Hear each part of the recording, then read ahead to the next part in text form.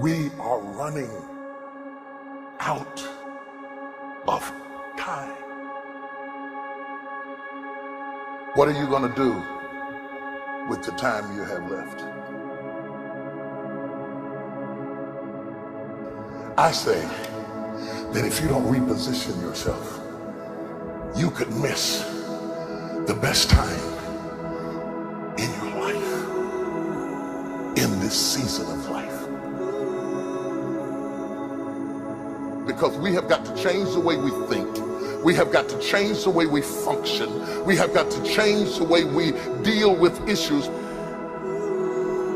And the reason that you have to begin to reposition the way you think and the way you function and the way you feel is that we many times are stuck between the lines of limited thinking and limited people and limited ideas and limited philosophies, and there's something creative down inside of you saying, let there be. You need to walk into a situation where you've been locked up and tied up and tangled up and say, let there be light, let there be healing, let there be books, let there be change in this city. You have tried 4 or 5 or 6, 7, 8, 9, 10 different things. Each you worked on 90 days or so and then said it doesn't work. How can you be a leader with a 90-day test? Of course it didn't work. You didn't stick to it long enough. You didn't fight hard enough. You didn't do what it took to win, and rather than to correct it and get it right, you walked away from it and tried something else. And for the last 10, 15 years of your life, you've been on the run from one thing to the next thing to the next thing, trying to make all this stuff work. Stop it. Stand still.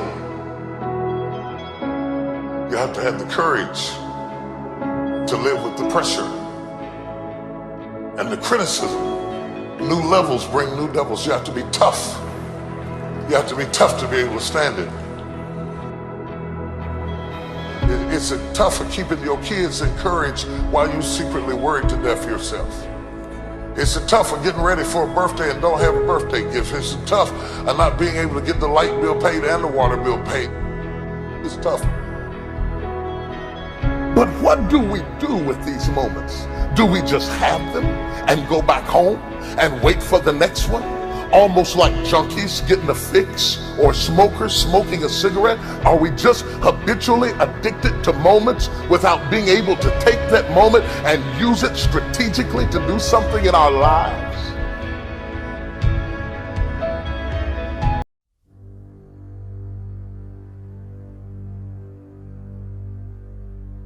The most powerful tool that you have right now in your life, in your body, is your mind. That's why the enemy fights you in your mind. The devil doesn't have to tie you up for you to be bound. He just has to tie up your head. With stress, with worry, with aggravation, with low self-esteem, with pettiness, with anger, with hostility, with rebellion. And he can make you physically sick because your mind is sick.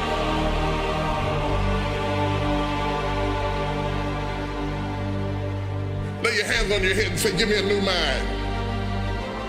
Give me a new mind means give me a new perspective.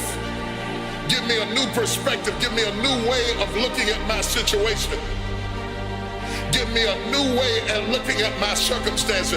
Get my mind ready for this year, because when I get this year, there's going to be blessings, there's going to be miracles, there's going to be opportunities. Oh yes, it's going to be some struggles, it's going to be some challenges, it's going to be some tests, but even the struggles are an opportunity for me to show off the victory if my mind can handle the change.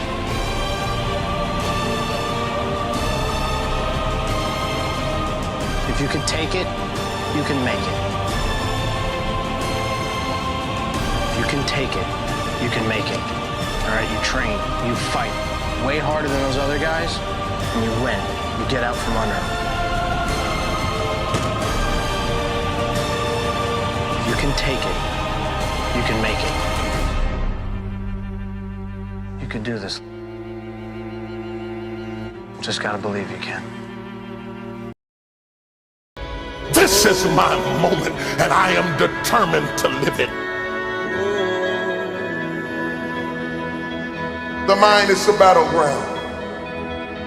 The fight is in your mind. Are you ready for the next level?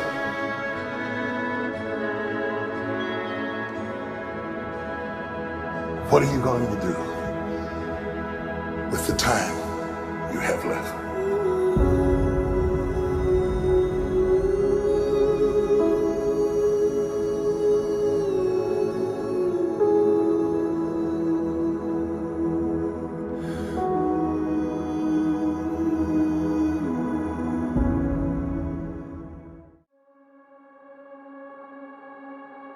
If you live very long at all of your youthful idealism gives way to the harsh realities of life itself. When you were a teenager, you thought you knew everything. But when you got to put everything in practice, you found out it wasn't as easy as you thought it was. Life has a way of making you close your mouth. Life will mute you, shut you down. Because all of us, if you live long enough, will go through a period of feeling so overwhelmed that you think of one more thing, if the phone rings one more time, if I get another text, if I get another email. Sometimes I question technology. I appreciate all the advances, but I don't need another way for anybody to be able to access me. I doubt there are very many people in this room that aren't experiencing some degree of being overwhelmed by life itself. There are moments in your life that you feel overwhelmed by life, by people, by your own issues, by your own circumstances, by demands, by struggles, and yes, by temptations. It's not long before you feel overwhelmed. What is hiding in you that you have not seen? What strength are you underutilizing that you're letting that weak thing whip you like that? How long will you live without knowing what you've got? If you know who you are, then you know who you are not. If you don't know who you are, somebody can ascribe any identity onto you and you will morph into whatever they want you to be. And that's what has happened with a whole lot of us.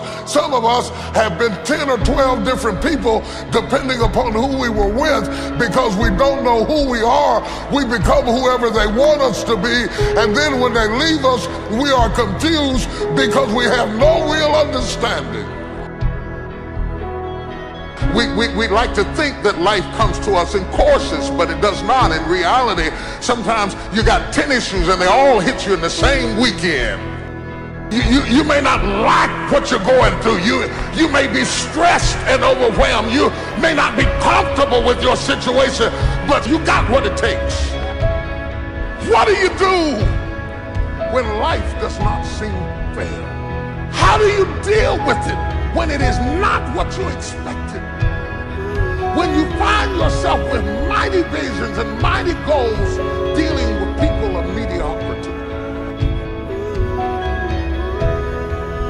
You're gonna make it out of this storm. You will survive this attack. You will get through this stage in your life. I know I'm made of some good stuff. I can tell by the burdens I bear and the load I carry and the stuff I endure. I shock myself at what I'm able to take. It's not just that I shock my enemies, I shock myself.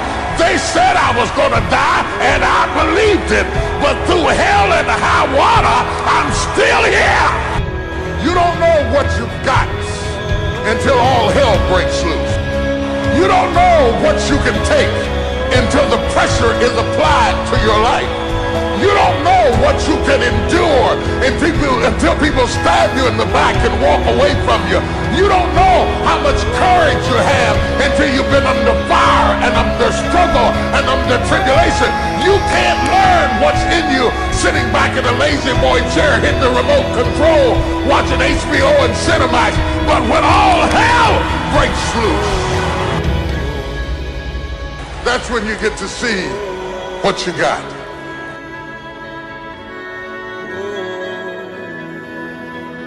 Experience kills off the weaknesses. Your childishness begins to die.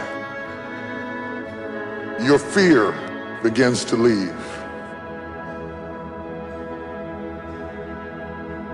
Because what you're going through does not intimidate me, it intimidates you.